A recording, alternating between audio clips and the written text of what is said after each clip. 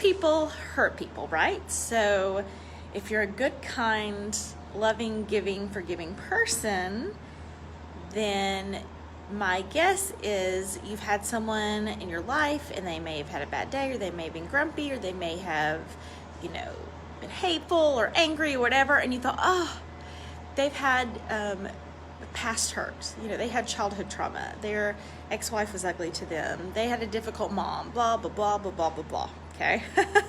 And do hurt people? Sure. Does that give them an excuse to hurt you? That is the question you have to ask. Because we think, oh, they've been hurt.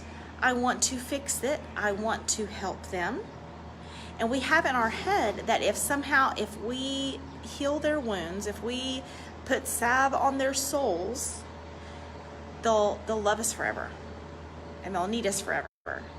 And they'll appreciate us forever. And that's the story we tell ourselves. But when you actually see it play out in real life, it hardly ever works. Okay? And I want to tell you a story. I was sitting with my grandmother and my little boy. I think he was like 4 or 5. I guess he was in school, so he was like 5 or 6. And he was talking about this kid being a bully in his class. And he said, he's just a bully. He's kind of mean to everyone. And my grandmother was hearing the story, and she said, oh, he probably doesn't have any friends. You should be nicer to him. And I went, that's where it all starts. That's exactly where it all starts. He is mean to you, so you should be nicer to him to change his behavior. Okay?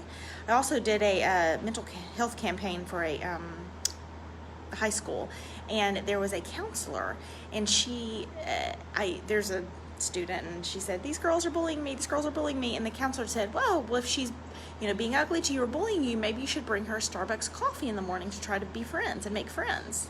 And I went, once again, someone is mean to you, and the way you solve the problem is by trying to be nice to them back. Do you see what happens? Do you see the power dynamic? Do you see how toxic people can always win? And do you see how your best pieces are used against you? People call it codependency, and sometimes it is. Not as often as people think. Because if you're a good, kind, loving, giving, if you're trying to be a good girl, if you're trying to do the right thing, if you're trying to be a good wife, if you're trying to be a good daughter, if you're trying to be a good sister, or a good coworker, or a good girlfriend, or a good whatever, you've probably been taught these lessons. You've probably been taught that if someone is having a hard time, that you should do whatever you can do in your power to help them, or to make their life better, or to make the situation better. But we're asking the wrong question, okay? We're asking, do hurt people, right? And so we think, okay, well, we just need to help their hurt, and then they won't hurt people anymore. Which, if you really look around, just really hardly ever, I don't want to say use the word never, because there's like that 0.0001% that it works with. But my guess is in your life it has not worked. And you've tried over and over and over again, and you thought if you worked harder in the relationship that you could get it to work. Okay?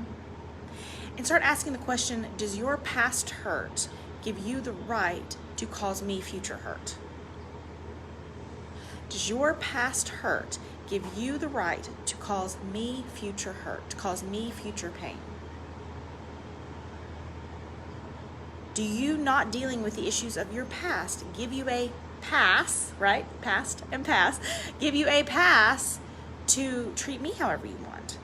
Do I become the punching bag for your bad days? Do I become the punching bag for the trauma you never fixed? Or was the trauma even that bad?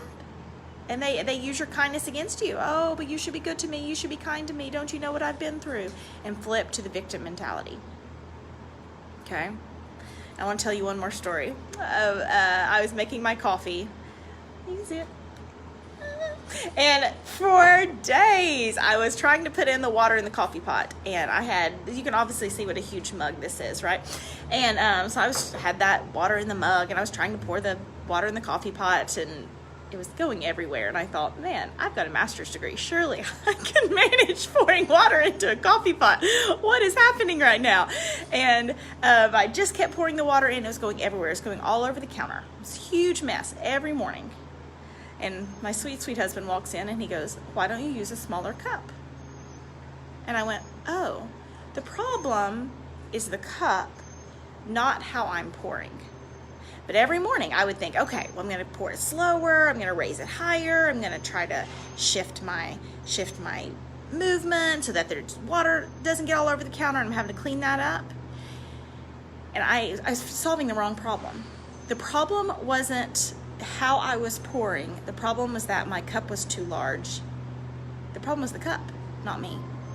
I was choosing the cup, right? Which is a perfect analogy for toxic relationships, right? But so many times in toxic relationships, if the person's hurt, if you want to do the right thing by them, you keep thinking you are the problem. You're not helping enough. You're not being patient enough. You're not being kind enough. You're not being gracious enough. You're not being whatever. You're not being enough. And my guess is they're telling you that too. They're telling you you're not enough too. You should work harder. You should try again. You should forgive more. You should have more patience.